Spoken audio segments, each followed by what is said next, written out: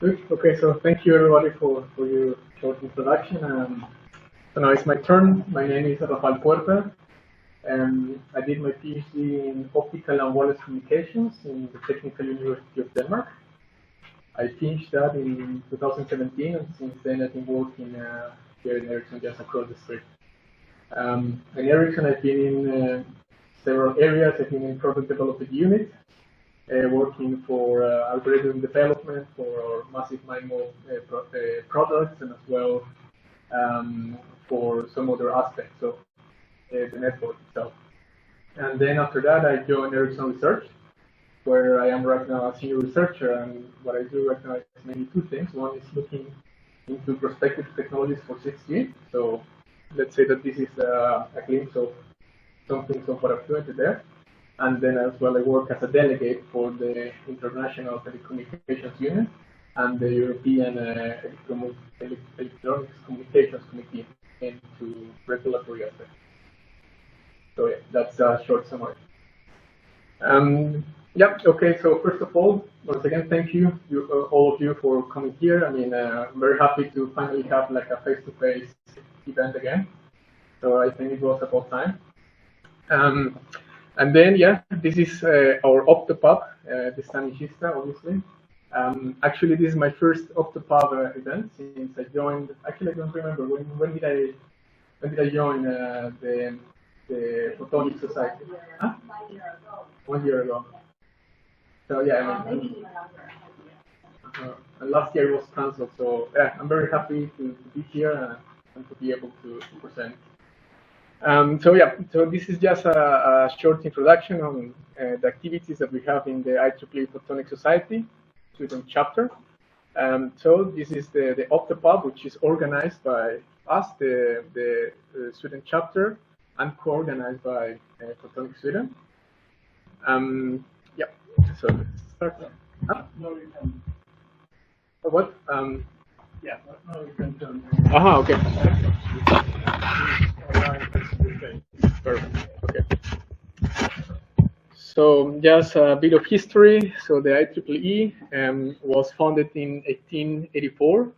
At first, it was called the American Institute of Electrical Engineers. Then it was rebranded in 1912 as the Institute of Radio Engineers.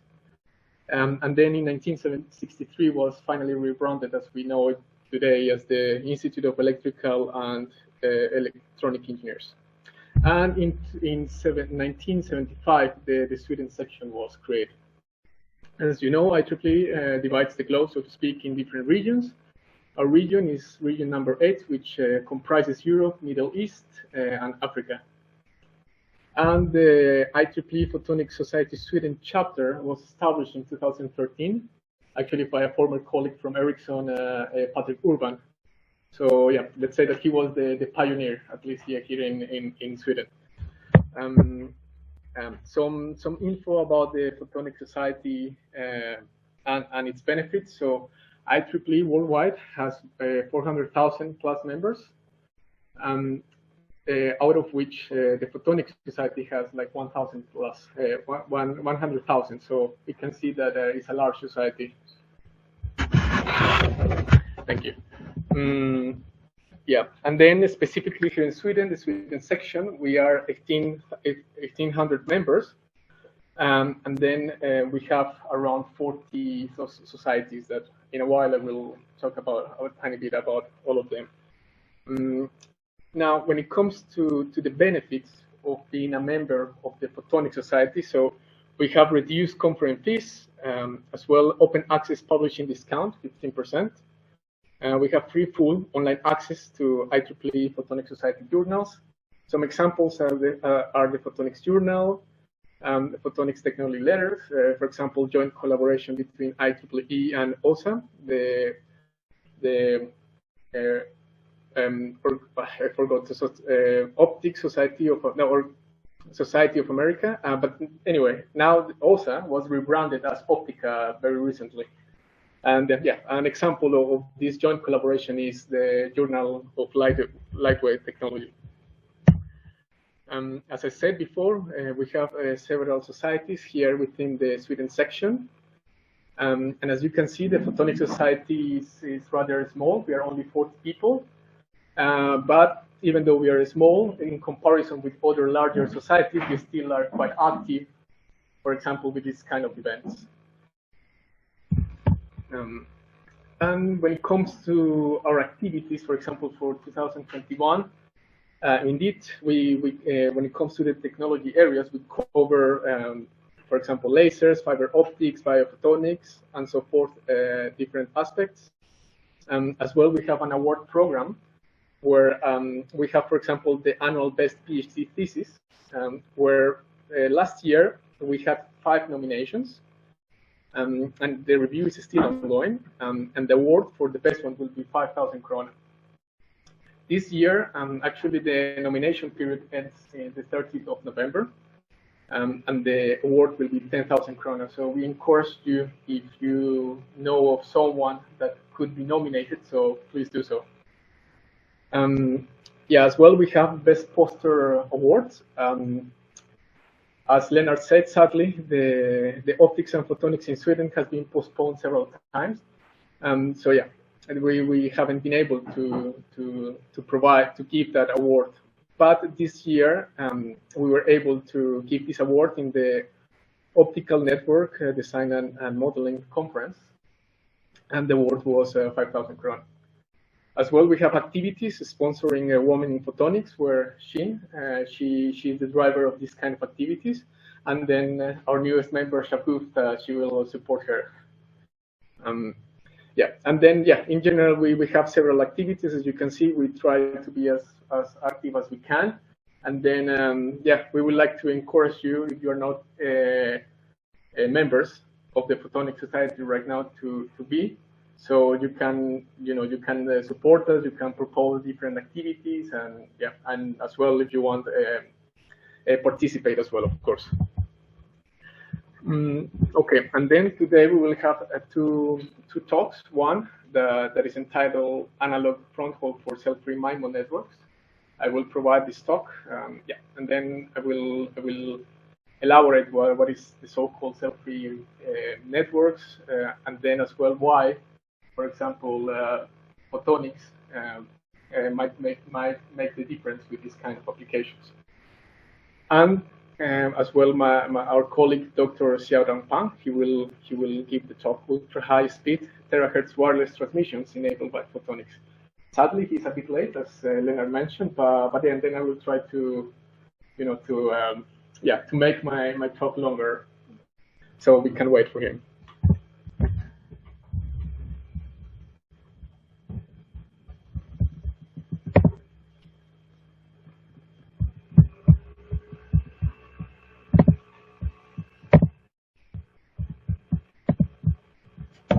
Okay, well then let's start.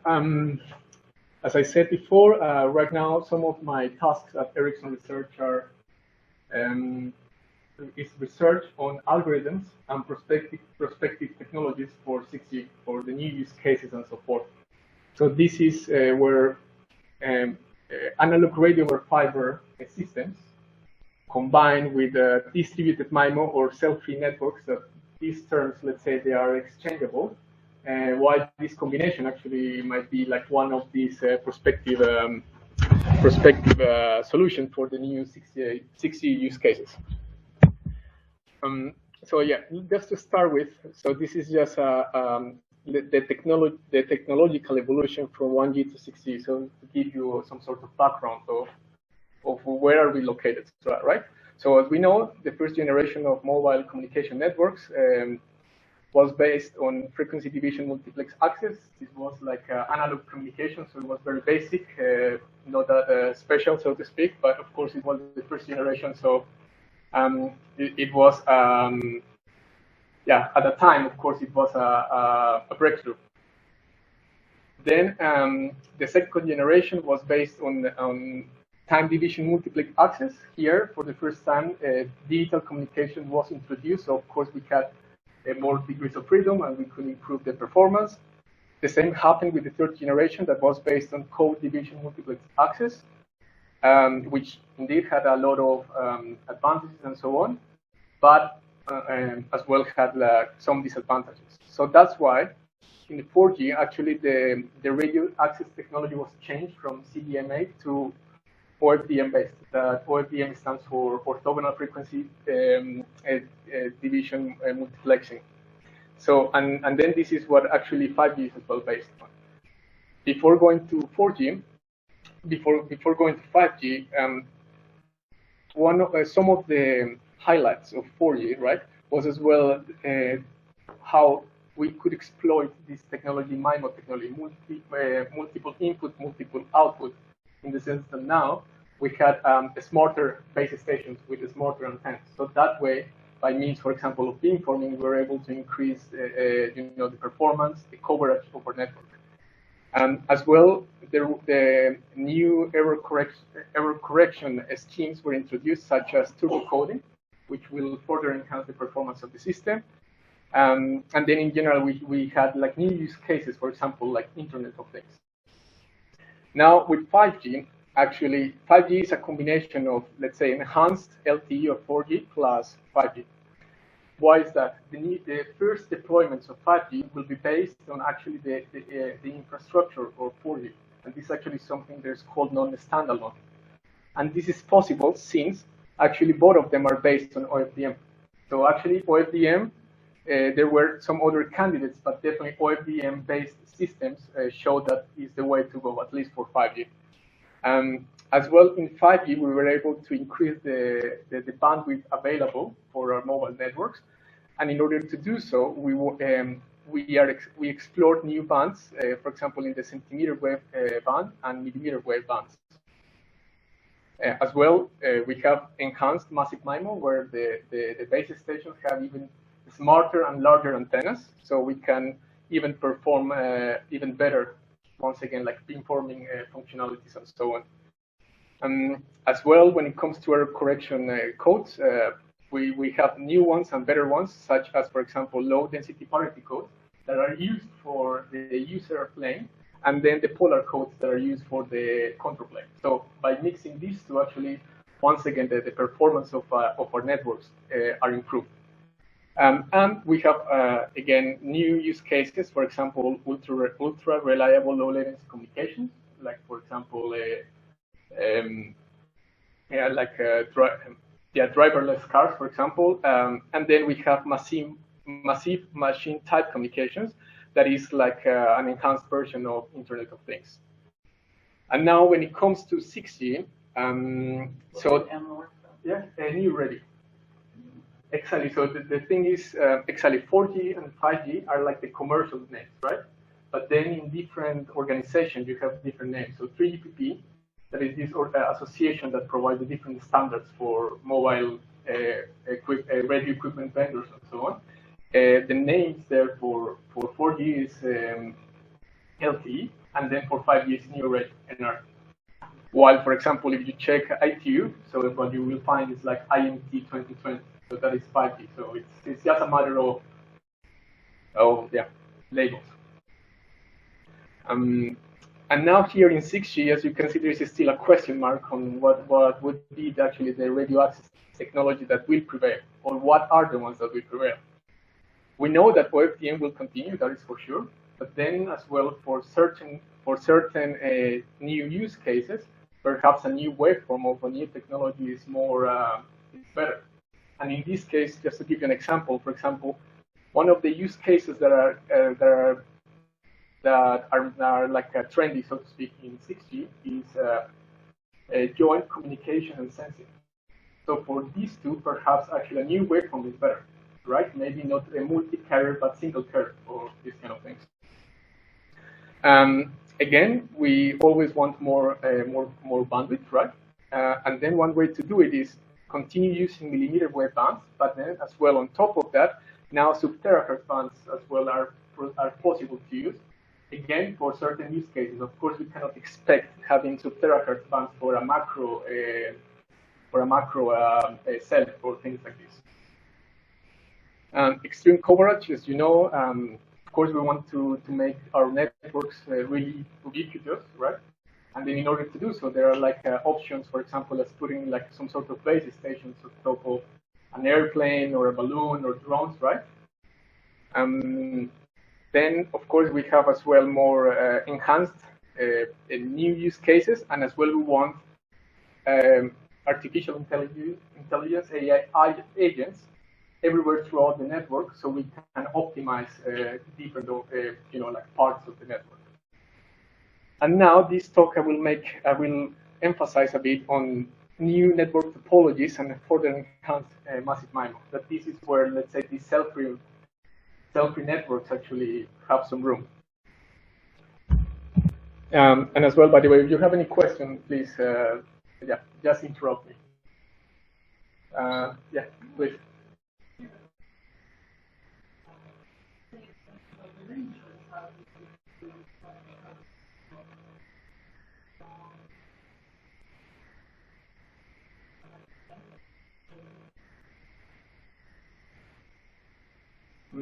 I mean, perhaps you are asking specifically of these vertical industries.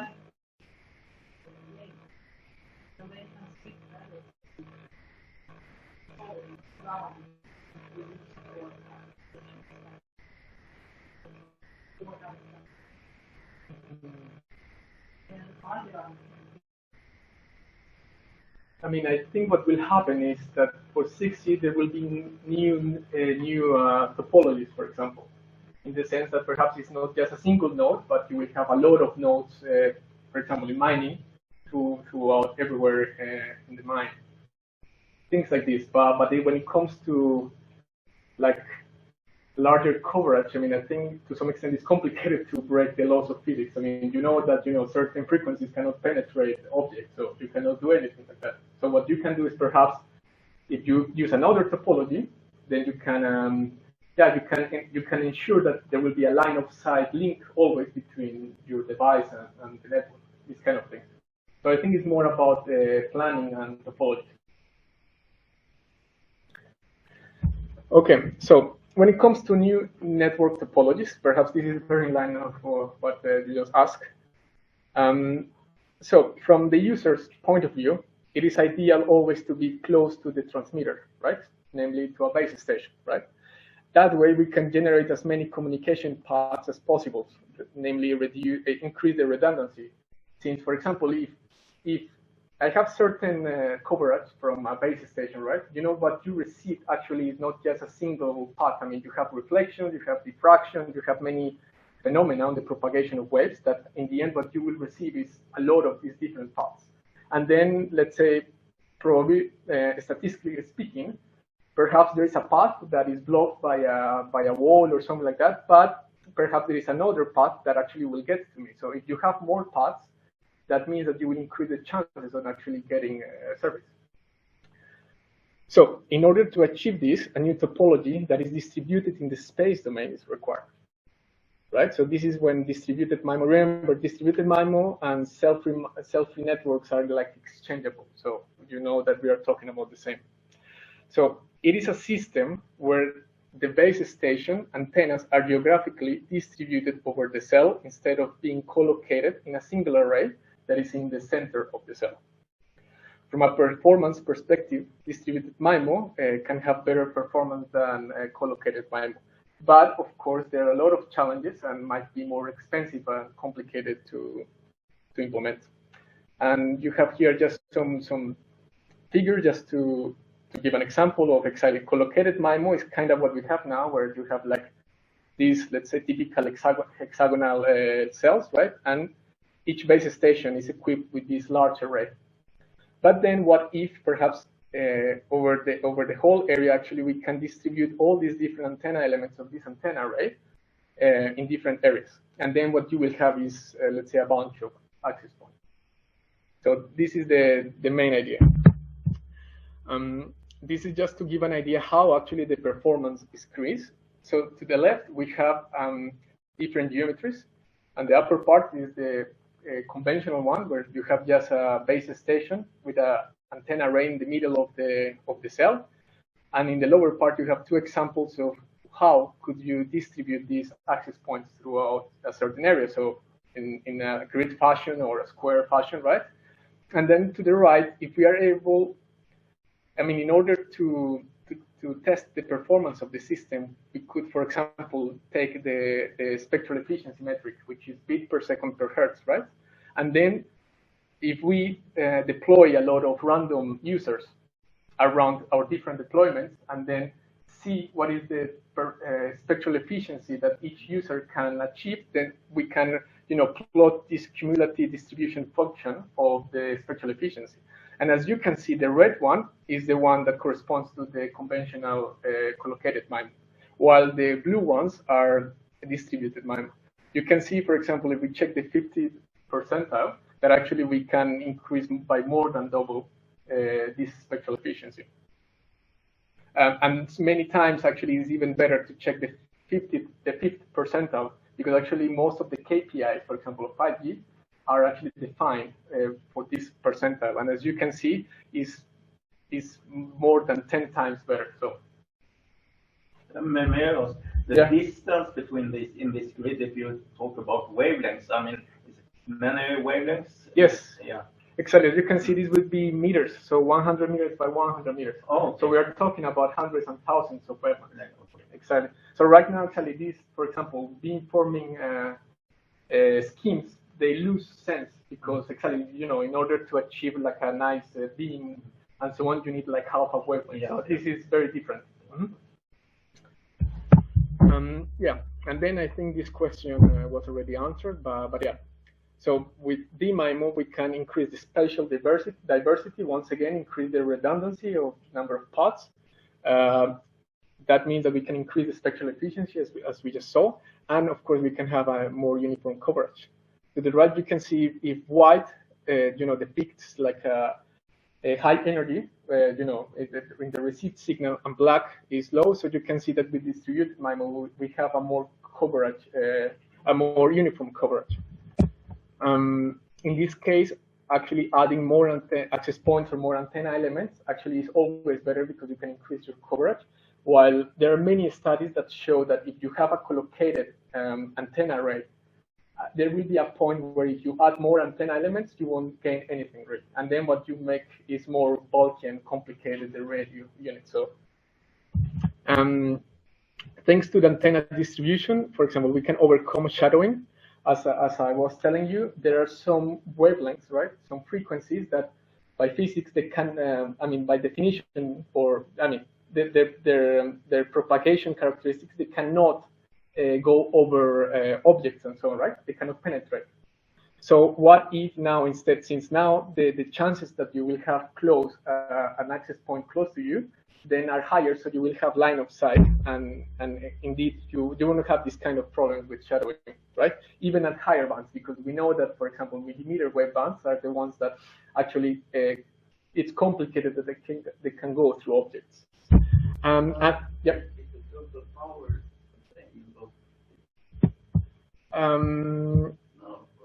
I would say so. Yeah, to be honest, I'm not sure what were the considerations, for example. But in general, I think it has to be like that.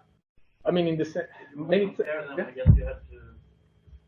Yeah, of course, it has to be like reasonable, exactly. Yeah, but I would say so.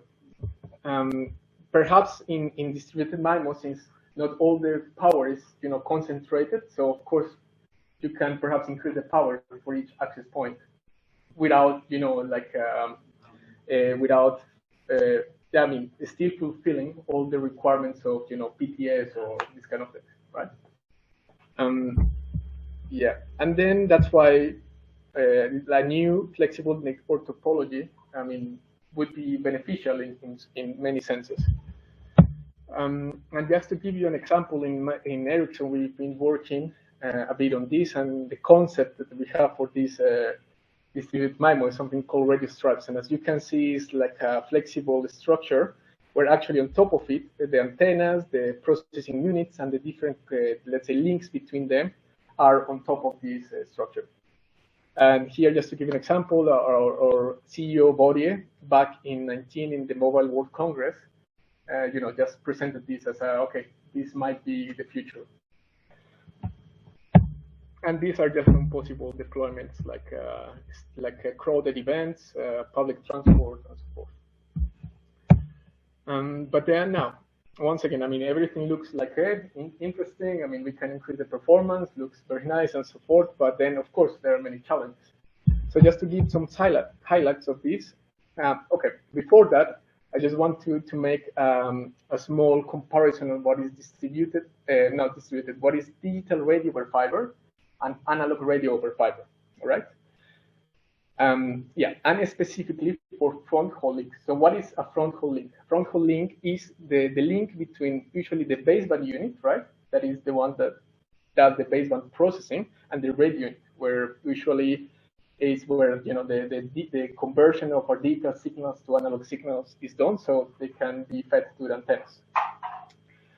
So in digital radio over fiber, actually this is what we have right now. That is based on the transport of, for example, CPRI and eCPRI. That this is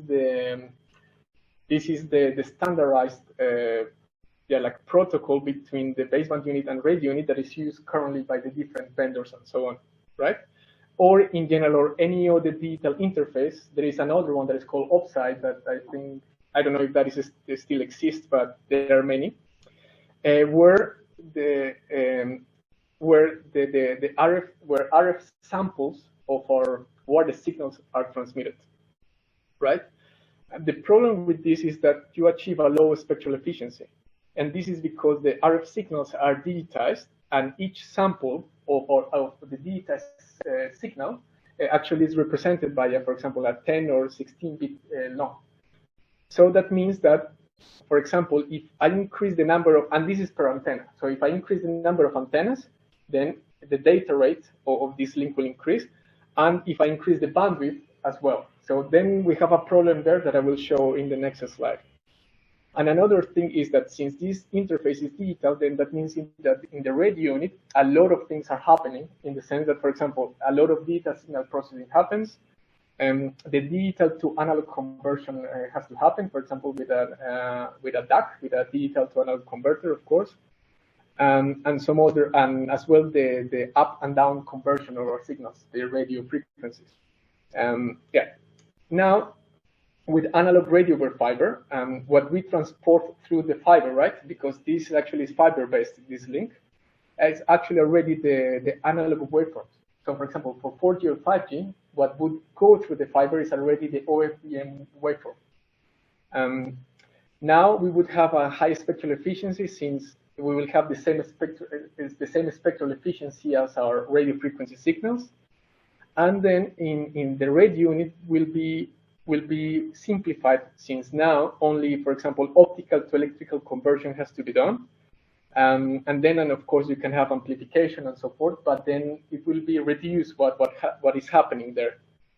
I would be unfair to say that, of course, there is no digital signal processing at all now with these analog interfaces. But of course, you will have like some sort of operations and maintenance link, right, for certain supervision of the different radio units. In this analog radio fiber, is it still up converted? I mean, because, or is it working at the radio frequency where you really will transmit? It's up converted, but not necessarily to the radio carrier already. Could be like an intermediate frequency. Exactly, could be as well. Exactly. Yeah. Mm-hmm. When analog radio fiber thing, talked about who happened, I remember. I know. 20 years ago, and it never really happened. I mean, a lot of sort of you have distortion, everything is much more sensitive to non-polarities that way. Or you went digital instead. Of course, I mean, it's a short distance from every time, so big problem there. The other thing is bandwidth. Bandwidth is so cheap today, so is that really a problem? It is. It is, and I will. In the next slide, we will see why. But yeah, I agree with you. Of course, since due to the analog nature, right, of these links, then you have to deal that your optics must have the proper phase noise. Must have, for example, as well, you know, in radio, we have a lot of standards, the adjacent leakage ratio. I mean, all of that. But right now, actually, optics are getting better and better. And as well, you can integrate all of that as well in a chip. So that's why now actually it's becoming like, hey, I mean, perhaps not for all solutions, but for certain scenarios such as this, might be feasible. But yeah, I mean, a lot of challenges are there as well. So yeah, and the problem is this. So as I said before, the fronthaul links are the links between the baseband unit and the radio unit, right? We can use CPRI or eCPRI, that is a different version of CPRI. But let's say that in principle, the problem remains, right? So if we take the technical report from 3GPP 38.81, so there is an estimation of what would be the required bitrate if you use a CPRI interface, right? Depending on the band of the baseband bandwidth of our radio signals and the number of antennas. And as you can see, if we go up to 1 gigahertz, that actually is in, for millimeter wave, actually, it's possible to get these baseband one bandwidths, and 64 antennas. Actually, we are already using that number of antennas. So if we do that, then we would need 3.2 terabits per second between the baseband unit and the radio unit. So let's check the table here first. So if we assume, for example, non-tunable SFP class of 25 gigabits per second each one, and gray optics, that means that for this like worst case scenario, we would need like 128 fibers between the baseband unit and the radio unit, and then this is definitely not practical for a base station. If we go with eCPRI, that there is a different split, let's say, between the baseband and the radio unit, and we assume 8 layers. Bear with me there. Then we would need still 16 fibers. But then if we go for analog radio over fiber, I mean, in theory, of course, we could achieve this with a single fiber. But then, of course, if we want to perhaps relax some requirements and so on, we can use 2 to 4. So yeah.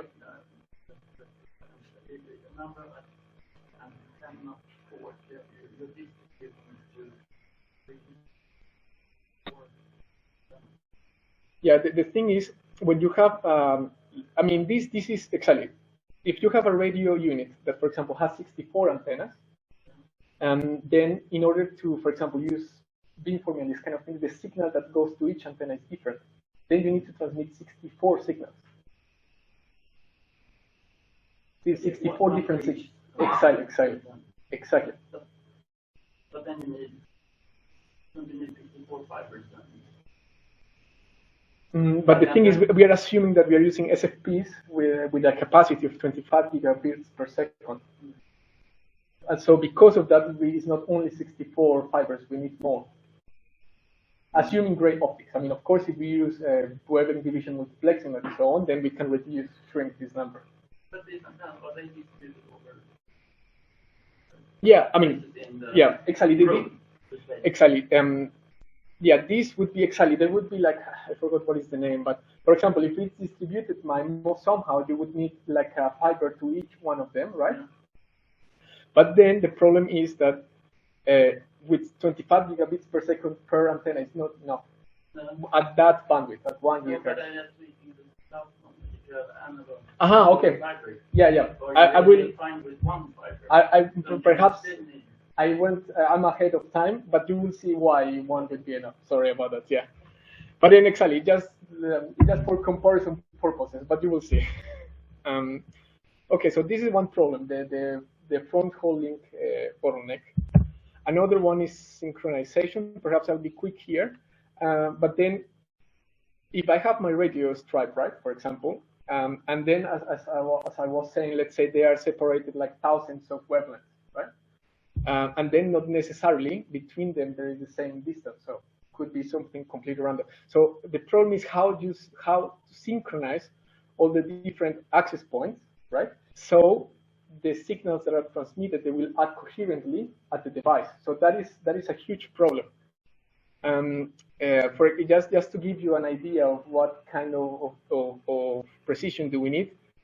In ITU standards, actually, is defined that for TDD, which means that the radio station, the base station, transmit and receive in the same frequency. we need to have a precision of plus minus 1.5 microseconds. So the problem is how to synchronize them. I mean, usually when you have networks like current networks that you have base stations that are separated 500 meters from each other, the way it works is that each one has like some sort of GPS device, right, with which it can retrieve a clock reference from, let's say, the global navigation satellite service. So that way, all of the base stations, even though they are separated kilometers even, they can have a common reference clock and they can synchronize to each other, right? But then the problem is here now with these access points. I mean, you could do the same, but then the solution won't be practical. It will be too expensive. To each access point, you add a GPS device and so on, right? So the way, I mean, one solution is, okay, we have a central CPU that is connected to all access points, and then that central CPU is the one that is, retrieving this this reference clock, right? The problem is the complexity is largely dependent on the inter-access point distance, right? Since the CPU is not able, to compensate for because it doesn't know the distance between the CPU and the different antenna points. So then there is a problem. We cannot compensate for that because there is some sort of uncertainty. Yeah, and then as well, I mean, if we add more APs, I mean, the problem gets worse and worse, right? So one solution, for example, is by means of distributed processing, where in each access point, once again, a lot of data signal processing is happening. So each access point is able to, let's say, estimate its own channel and as well exchange information with all the other different APs. So somehow, even using a digital interface, it's possible to synchronize them. But once again, the problem is that now, if we add on top this overhead that is required in order to, synchronize all the antenna points, then yeah, then this bottleneck will be even worse, and each access point, the power consumption is even higher and higher. So yeah, then we have this problem as well with synchronization. And then when it comes to power consumption, okay. Yes. You have to synchronize all the time, or if they are fixed, like if they are not mobile at this point, maybe you have to. Sorry. These APs are they fixed, or you can move? No, they are. I mean, they are fixed. That like I showed the different deployments. So, for example, if you have a metro station, right, or what was the other, or the stadium, then they are fixed.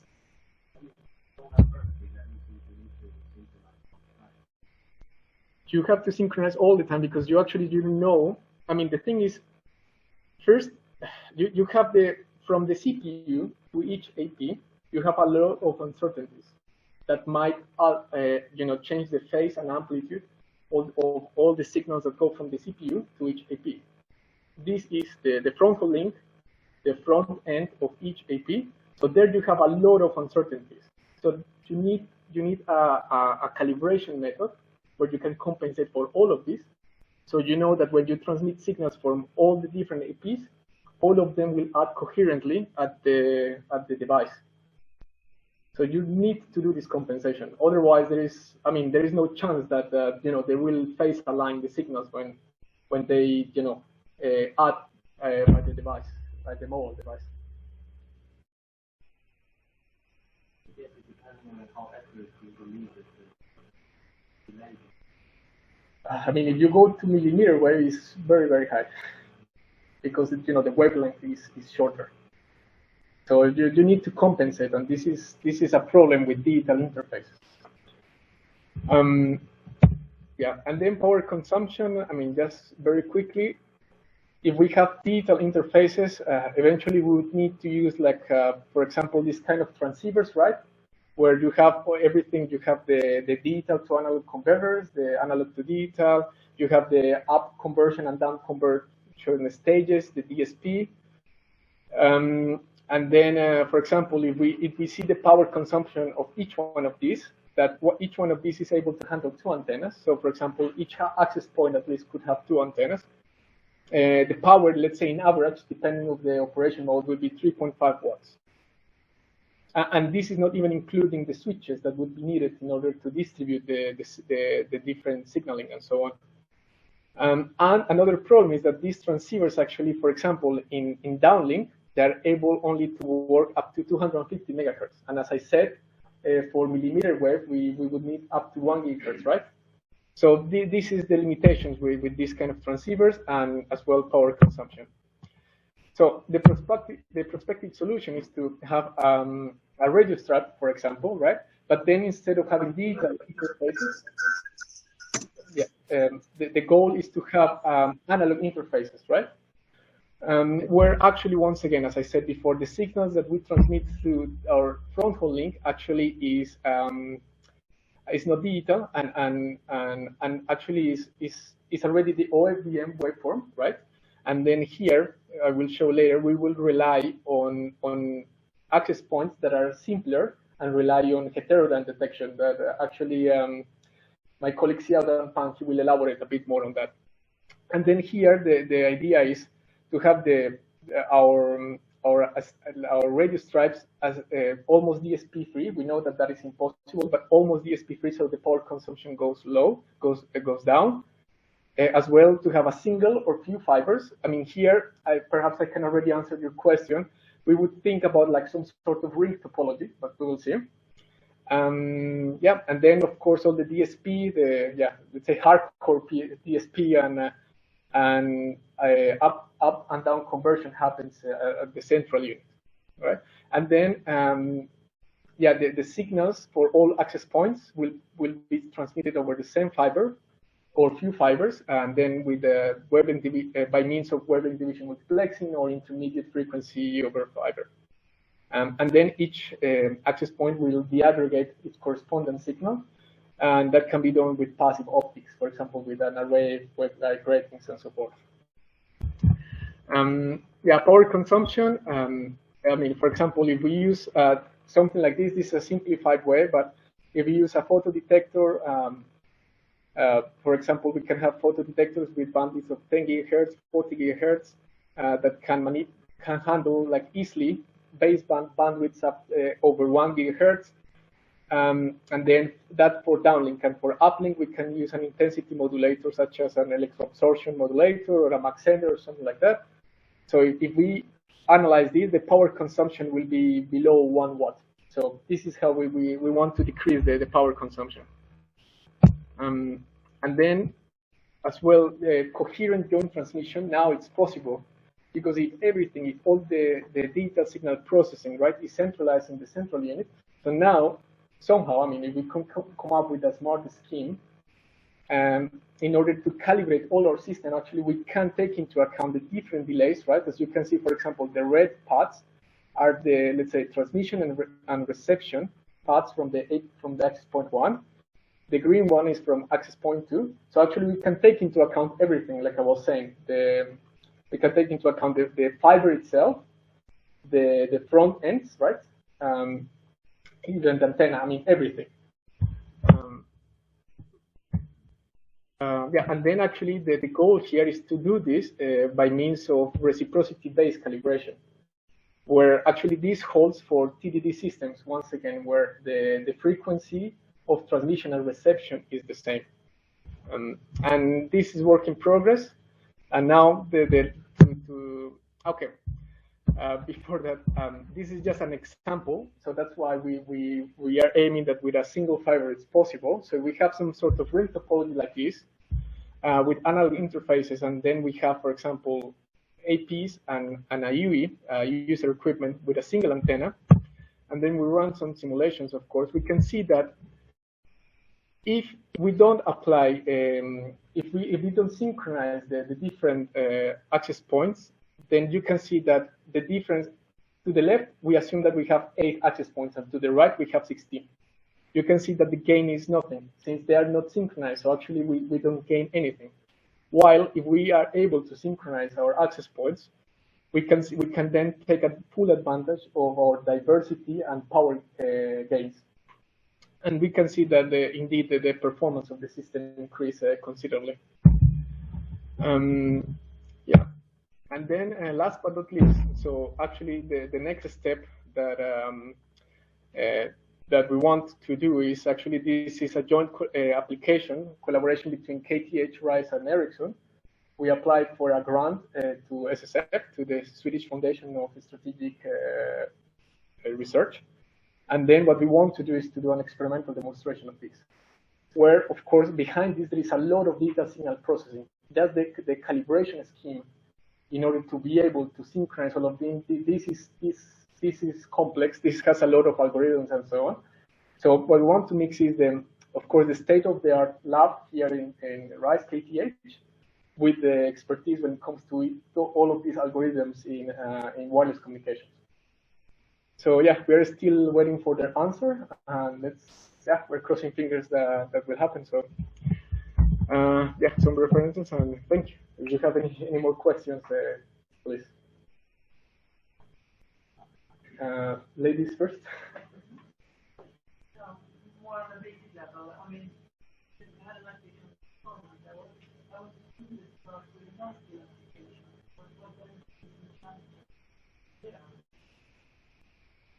Industrial applications. Like in production. Because I know there's a lot of industrial, and I know Ericsson is doing it now, also doing demo to try to do industrial production. Mm-hmm. So what are the challenges? But there's going to be a lot of IoT Mm-hmm. Do you see any connection towards? Yeah, I mean, for example, I mean, actually, I think I didn't mention it, but then let's say with this, we are perhaps aiming more to EMBB use case to enhance mobile broadband. So perhaps we are not aiming for like massive machine type communications and support.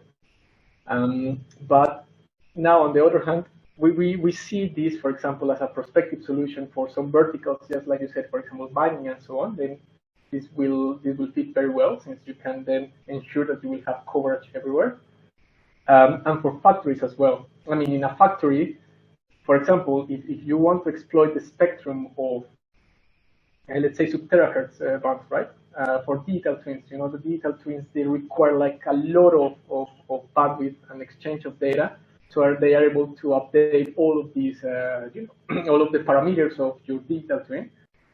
So in that case, at that high frequencies, your path loss is very, very high. So you really need to have an access point or an antenna or something very close to, I don't know, the different robots or whatever is moving in a factory. So in that sense, I think this actually has a lot of applications there, especially depending on which bandwidth, which frequency range do you want to use. But yeah, I mean, more than that, I mean, the challenges, I think I just showed it. I mean, there is a lot of challenges to be able to implement this. So this is what we are working for now. When you talk about synchronization here, do you mean synchronization of radio frequent beams? So to say, we talk about beam steering. In order to, if I have should receive your signal and you have many antennas, you want all antennas to be on phase at radio frequency. Is that the synchronization you're talking about, or are you talking about just that the time delay is not so large between the different antennas, so that the data, the bandwidth is synchronized? This is the first one. So actually, this phase aligned. It has to be like that. So that's why it's almost like beam steering then. Exactly. I mean, exactly. But then it's so complicated because I mean, in an antenna array is easy because you know that the separation between the antennas is half a wavelength and so forth, right? Yeah. So then you know that they are correlated already. Yes. But then if there are like thousands, how do you do it? So that's why, for example, having these analog interfaces that are able to take into account, I mean, not all, I mean, when you estimate the channel, you take everything into account, the front end of the UE, the wireless channel, the front end of your access point, the fronthaul itself. So if you take all of that into account and use it in a smart way, then you can actually achieve that as well. So what you need is really that the mobile unit needs to send something, and you see how the base is at all of your antennas, and then you can synchronize them, and then you can transmit back in that direction. Exactly. I mean, that part is actually compatible with what we have right now. I mean, we have these mobile devices, they usually work like that. They send a signal, right, a reference signal, and then, so that reference signals will be compatible with this, but it's more as well an additional calibration step between the access points and so on. And then we have already something like that, that this is what we want to validate experimentally here. Mm-hmm. Yes. Synchronization of the sites. Is there a special radio file system to need to synchronize like the DBU and DHA to yeah, the access point. Yeah, because they have open clock signal. And you say that you're not going to you don't have to synchronize the clock signals to apply analog radio file system, because you can distribute the clock signal directly from the DBU side. Mm-hmm. But I think if you have a problem, you have the different distance, propagation distance to each AU, especially when you use a methodology. So, like antenna 1 gets, I think you have, let's say like you have 2 kilometers, and then maybe antenna 10, maybe you have like 20 kilometers. This means that you have 18 kilometers propagation distance, which can also make a difference. Mm-hmm. You know, like, of course, it depends on how you have seen, like what frequency of the clock signal you had and how precisely you want to synchronize with how you report it. Yeah, I mean, I think this extreme case, and definitely this is not like foreseen for that. I mean, as you can see, for example, it's more like a stadium or a metro station or something like that. But I mean, like that, there will be like 10 kilometers difference between this. I mean, that is exactly that. I think we will have more and more problems. And yeah, that is not the target. So you don't think that you have No. This actually it happens, but exactly it's not that long. But then actually this happens, as I told you. Wait. Here, as you can see, if we estimate the channel and everything at the central unit, actually we take into account these propagation delays through the fiber and so forth. So actually that is taken into account. You just you have to give the recipe value and the 6 and so like it's a given number, and you don't have to like synchronize it. Like the first antenna has only 2 kilometers, and you know these values, like you don't have to. Yeah, but then that's the thing. I mean, you cannot know that value for certain. I mean, even if you know that the fiber has 2 kilometers, I mean, there is no. I mean, 2 kilometers is never exact. And then on top of that, you have to add the circuitry of the AP. So that's why knowing that, okay, yes, I have a fiber of 2 kilometers won't help. You really need to do the calibration. You have to. Would it be possible instead of having this accurate synchronization, use, for instance, EMT or something like that, and just skip the frequencies which are, not well synchronized? I mean, you will get not the flat frequency spectrum then, I guess, if you don't synchronize correctly, but at least some frequencies will still work. But but those still need the synchronization. I mean, synchronization is always needed, and then in the end, OFDM is like EMP. So actually that will happen. Of course, the UE will determine, okay, which subcarriers are good for me, and then those are the ones that they will use. But still, you need to synchronize those. Yes, exactly. You need all of that. Exactly. I mean, everything that happens already on OFDM-based networks, it needs as well, plus these like new calibration schemes that are needed. Mm-hmm. Okay, I think we have Yes. to hear from the